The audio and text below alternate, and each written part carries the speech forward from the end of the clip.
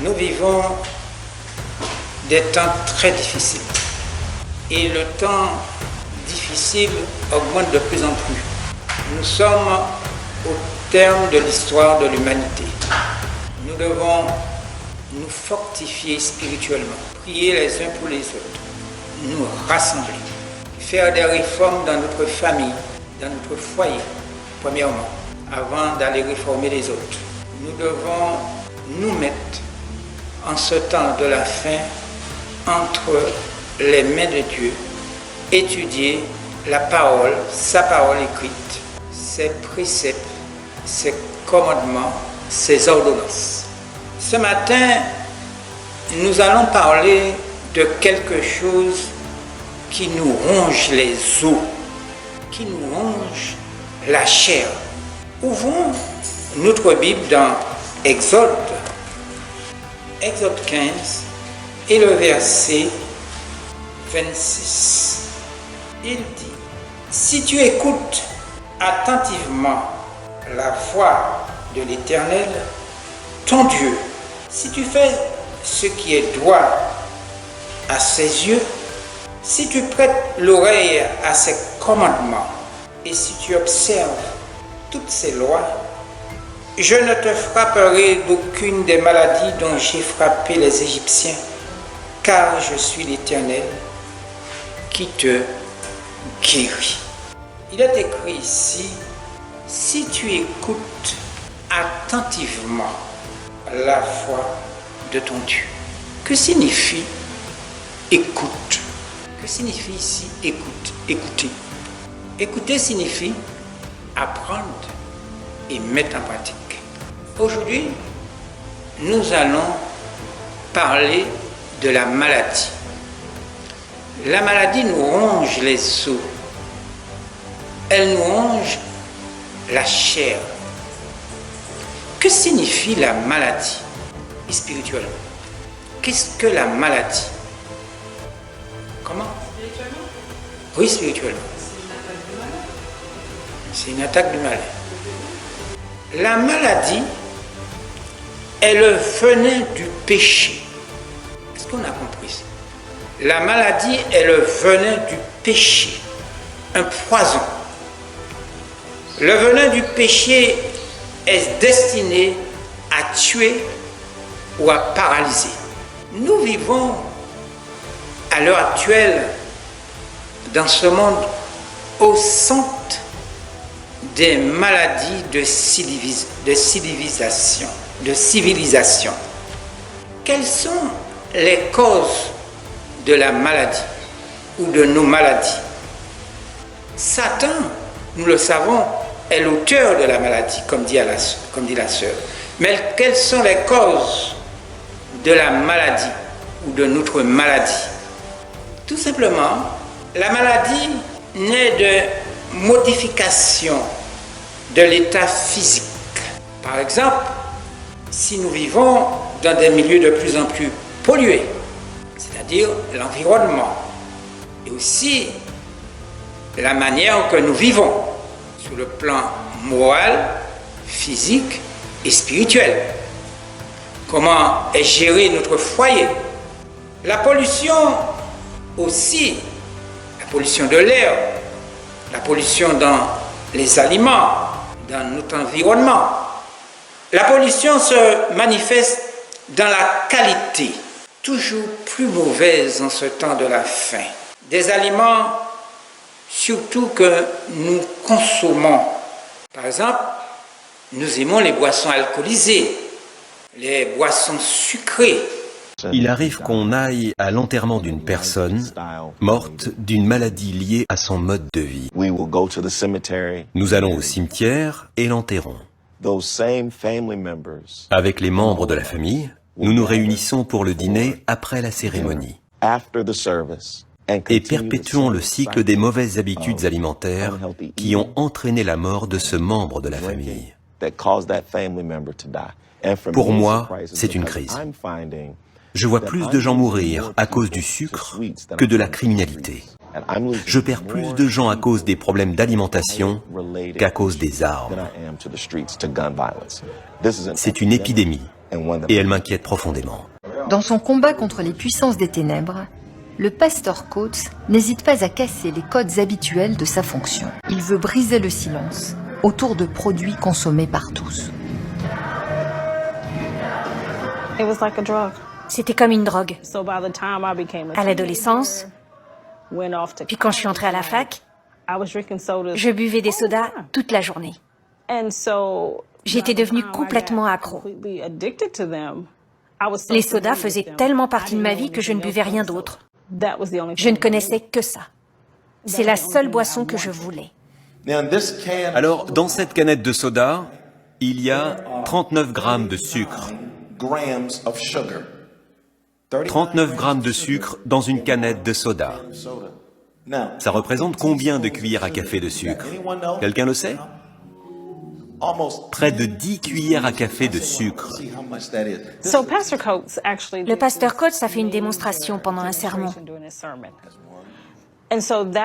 Ça a eu un impact énorme sur moi, parce que je n'avais jamais réalisé la quantité de sucre que j'ingurgitais à chaque fois que je buvais un soda. J'en buvais au moins 7 ou 8 par jour. J'en ai pris conscience quand il a montré ce que ça représentait. Et là, je me suis dit, waouh, ça fait beaucoup dans mon corps à chaque soda. 9, peut-être 9 et demi. Voici la quantité de sucre dans un seul verre. Et nos enfants deviennent prédiabétiques vers 9-10 ans. À l'âge de 13 ans, ils sont presque diabétiques. Nous sommes en train de saboter une génération entière de notre peuple à cause du sucre. Les gens étaient sous le choc. Ils étaient bouche bée. Ils écarquillaient les yeux. Ils n'en revenaient pas. On les entendait réagir quand ils versaient le sucre dans le verre. Cette démonstration leur a montré ce qu'ils auraient dû savoir depuis leur enfance. Et aussi l'air que nous respirons. Nous avons beaucoup d'aliments qui possèdent des pesticides, des conservateurs utilisés dans la fabrication des produits alimentaires. Beaucoup de mauvaises choses toxiques que nous faisons entrer ou pénétrer dans notre corps. Nous vivons dans un monde de maladies. Alors, je répète la question d'une manière à l'envers. Comment est causée la maladie? Ou du moins, comment la maladie est causée? C'est simple. Quelque chose que beaucoup de gens aiment ou que nous aimons. Par exemple, lors des relations sexuelles avec une personne infectée par des bactéries ou virus tels que le sida, le VIH, ou encore d'autres bactéries, le gonocoque, des choses comme ça. La maladie est causée par la pollution psychique, le manque d'hygiène, de grands chocs émotionnels, le manque de motivation pour vivre. Il y a des gens qui ne sont pas motivés pour vivre, pour travailler. Les dettes. Beaucoup de gens ne savent pas comment payer leurs dettes ou rembourser leurs dettes à l'heure actuelle. L'infidélité. Quand vous êtes marié, la femme trompe son mari ou le mari trompe la femme. L'infidélité du conjoint. Aussi la séparation des parents pour les adolescents. Beaucoup d'enfants sont victimes à l'heure actuelle de la séparation de leurs parents. Beaucoup d'adolescentes ont une plaie en eux à cause de la séparation des parents. La perte de notre chair, l'échec dans un projet de vie, la faillite professionnelle, l'excès de travail. Beaucoup de gens travaillent pour bénéficier de l'argent, les mauvaises préoccupations, etc., etc. Tout ceci sont aussi des maladies. Alors, je répète la question. Comment est causée la maladie? Nous l'avons dit. La maladie peut être causée par la pollution spirituelle, c'est-à-dire qu'on ne prenne pas le temps d'étudier la parole de Dieu, qui est la Bible. Et aussi par des scrupules de conscience, la haine, l'envie, la jalousie, la colère, la soif de vengeance, l'orgueil. Ceci s'appelle scrupules de conscience. Et on en trouve ceci partout, au sein de la famille, même au sein du travail, dans toutes les sociétés. L'homme tombe malade parce qu'il est pollué physiquement, psychiquement et spirituellement. Êtes-vous d'accord avec moi? L'homme tombe malade parce qu'il est pollué psychiquement, physiquement et spirituellement.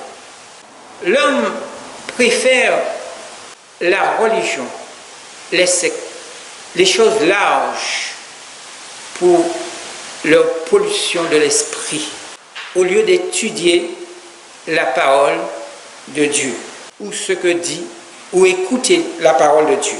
Par le temps qui court, beaucoup de personnes sont affaiblies, effondrées par des maladies transmissibles sexuellement. Je t'aime moi aussi. On ne prend pas la peine d'apprendre à se connaître. Je t'aime moi aussi. Mais en tout ça, comment trouver la santé? Comment trouver la santé à l'heure actuelle où la maladie fait rage? Comment trouver la santé? Il faut un nettoyage total de l'esprit, un réveil et une réforme en nous-mêmes individuellement. Pourquoi? À cause des mauvaises habitudes. Nous avons des habitudes, cela s'appelle socioculturel. Ma maman et mon papa faisaient ainsi, moi je fais la même chose. Si la tête est malade, tout le corps est malade.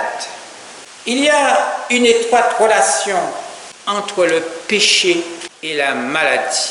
La malédiction de la maladie, nous le savons, a inondé le monde de la fin des temps. Alors, je répète la question. Quelles sont les maladies de civilisation que vous connaissez? Le stress, l'anxiété, la peur. À l'heure actuelle, on a peur à cause de la violence, du banditisme. On a peur. Il y a aussi le diabète, l'obésité, le cancer, l'alcoolisme. Beaucoup de gens tombent dans l'alcoolisme, le tabagisme, etc., etc. Le monde, à l'heure actuelle, le monde est malade et pourri. Dans le monde entier, des personnes souffrent. Je dis bien, dans le monde entier, des personnes souffrent. Des personnes ne savent où mettre la tête et à qui se confier. Les cabinets de médecins sont remplis de personnes qui souffrantes. Les personnes souffrent de quelles maladies? Des maladies de civilisation. La mauvaise alimentation et les abus sont prédisposés à la maladie.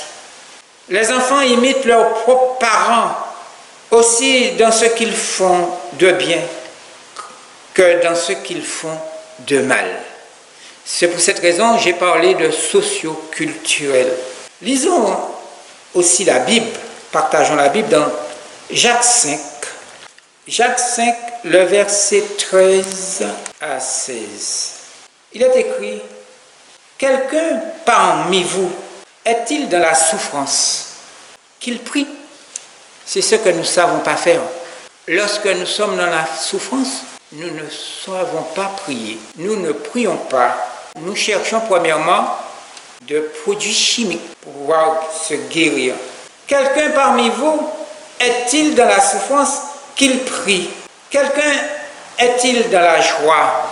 Qu'il chante des cantiques. Quelqu'un parmi vous est-il malade?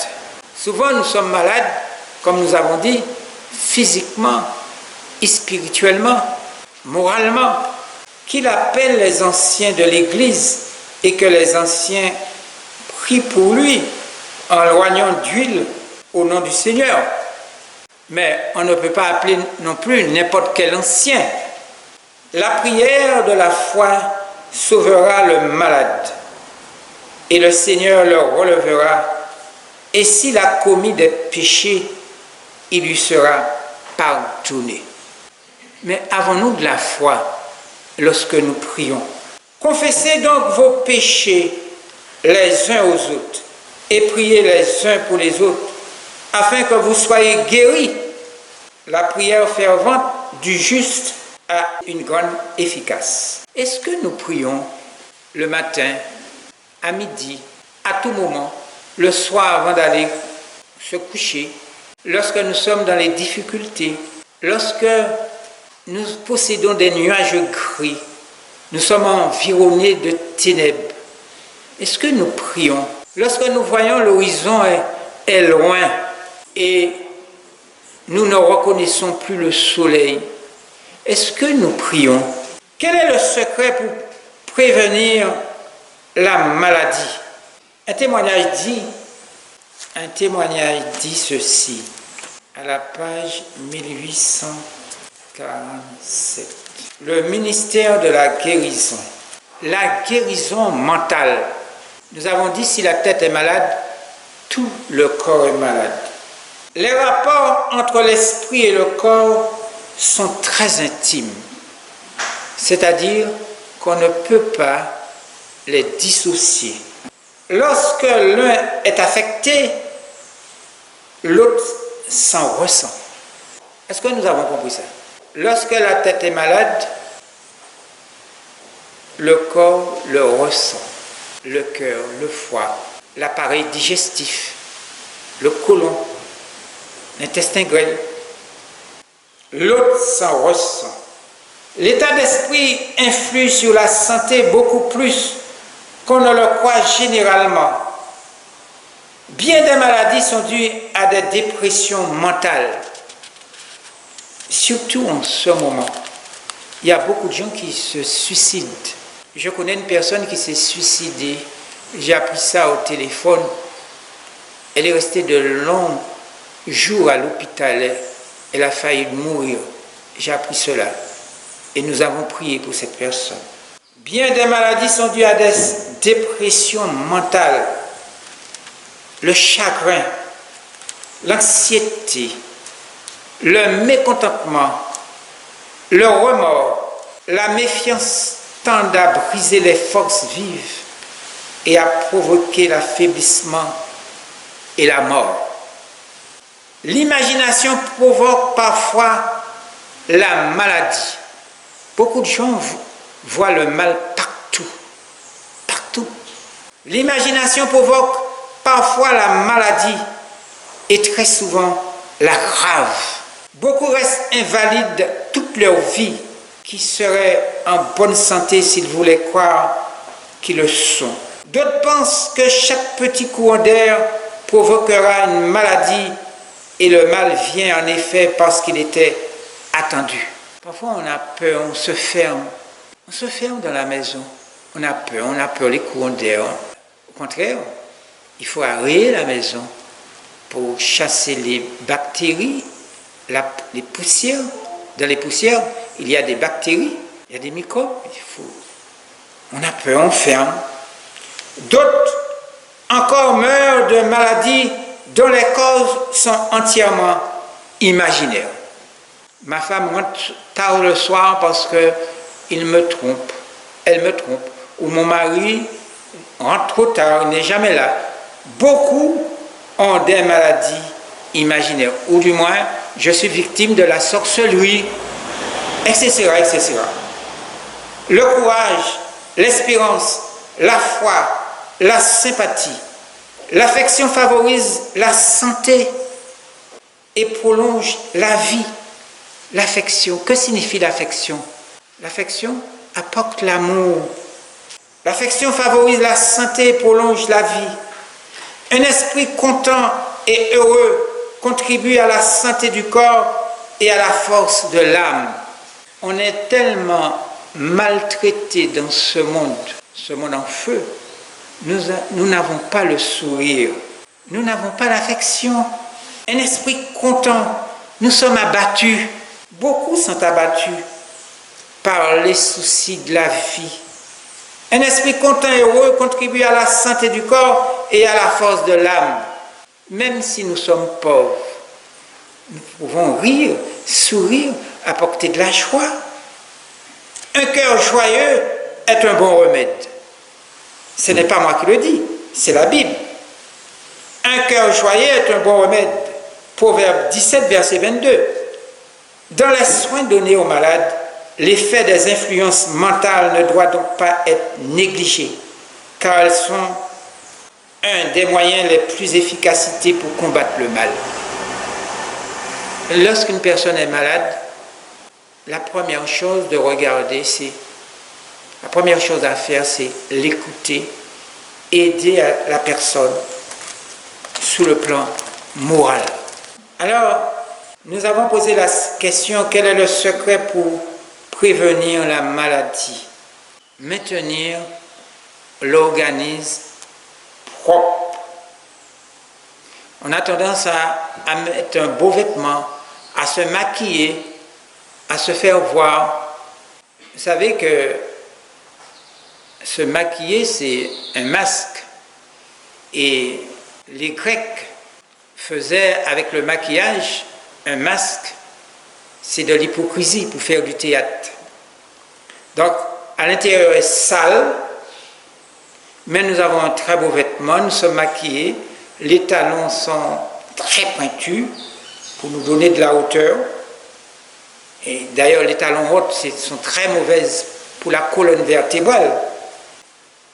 Maintenir l'organisme propre. La maladie est comme un parasite vivant dans les êtres constitués de chair. Nous avons des bactéries sensues à l'intérieur. Il faut que l'intérieur soit propre. Lisons la Bible, Lévitique 11. Lévitique 11 et le verset 7.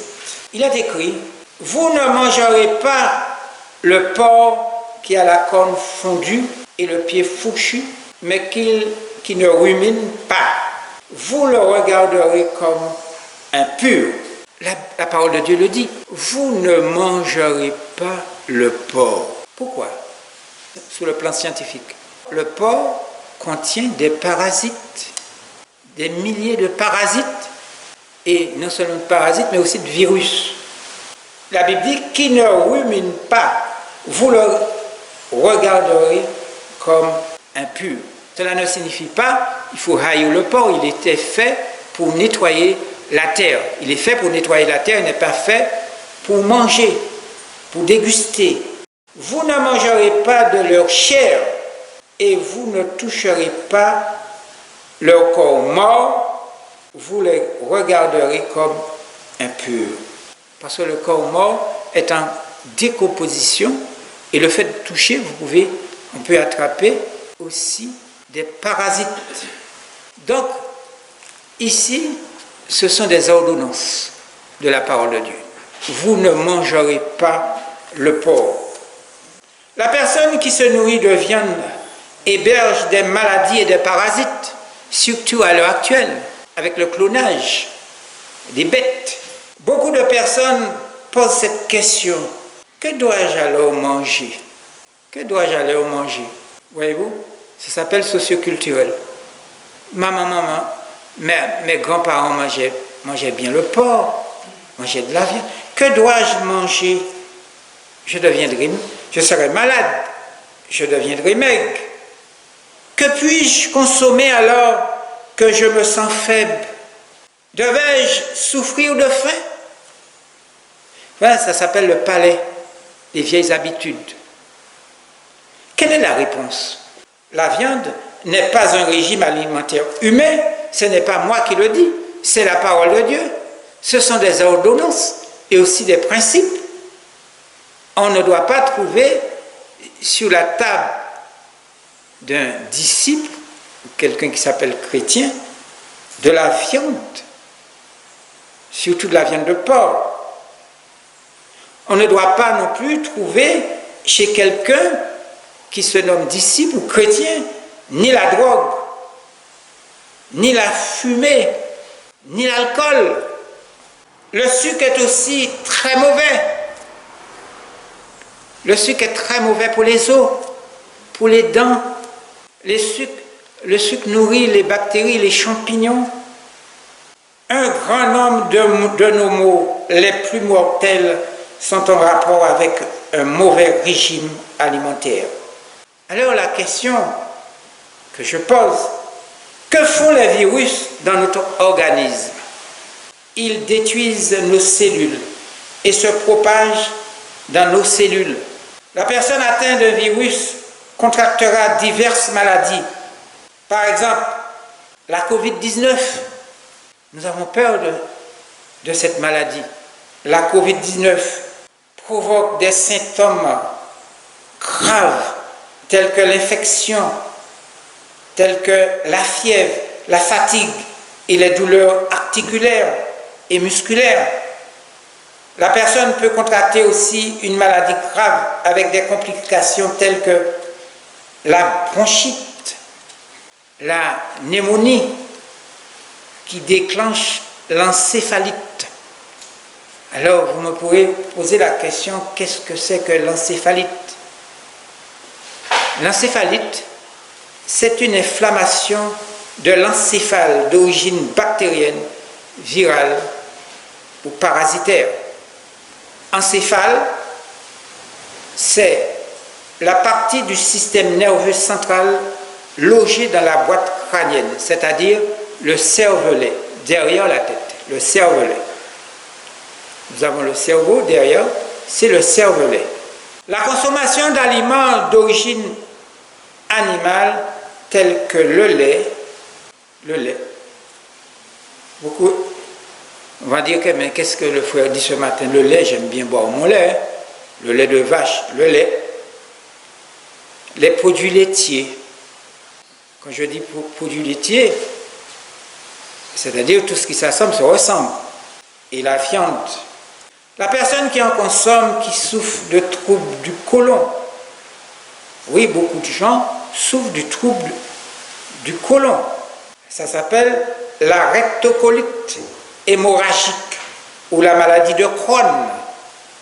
Des maladies allergiques telles que la colopathie, c'est-à-dire l'affection du côlon. Vous savez, j'ai eu ce privilège d'étudier les maladies. Nous avons aussi comme maladie la constipation chronique, les selles nauséabondes, la dermatite atopique, qui signifie inflammation de la peau. Aujourd'hui, on parle de... comment on parle du singe, la variole du singe. Hein? L'inflammation de la peau, eczéma atopique. On dit variole de singe à l'heure actuelle. Alors, quel est l'exemple pour vous et moi? Par exemple, il a été confirmé que le lait de vache vendu dans le commerce contient de sulfate de folliculine, qui est une sorte d'estrogène. Cela implique qu'avant la puberté, les enfants produisent une hormone femelle, une quantité excessive d'hormones femelles. Écoutez bien ce que je dis. Parmi ces enfants, il y a aussi des garçons. Et c'est pour cette raison que vous trouvez des garçons qui ont un style de femme et plus tard deviennent homosexuels. Je dis bien, c'est pour cette raison il y a des petites filles qui disent « je veux être un garçon ». Et elles font tout pour être un garçon. Et des garçons qui disent « je veux être une fille ». Et elles font tout à cause de l'alimentation, à cause de sulfate de folliculine, cet estrogène. Notre corps est conçu pour rester en bonne santé et plein de vitalité en nettoyant nos cellules de façon naturelle. La plupart des cas, les maladies ne sont pas d'origine génétique. Parce que des fois on dit que c'est mon papa ou ma maman qui avait ça et j'ai pris cela. Non. Souvent nous sommes responsables de nos maladies. Presque toutes les maladies sont plutôt le résultat d'une somme d'habitudes que l'on a contractées depuis un certain temps. Une personne en bonne santé, écoutez bien, une personne en bonne santé ou non, dépend de ce que la personne mange et de façon que la personne vit jour après jour.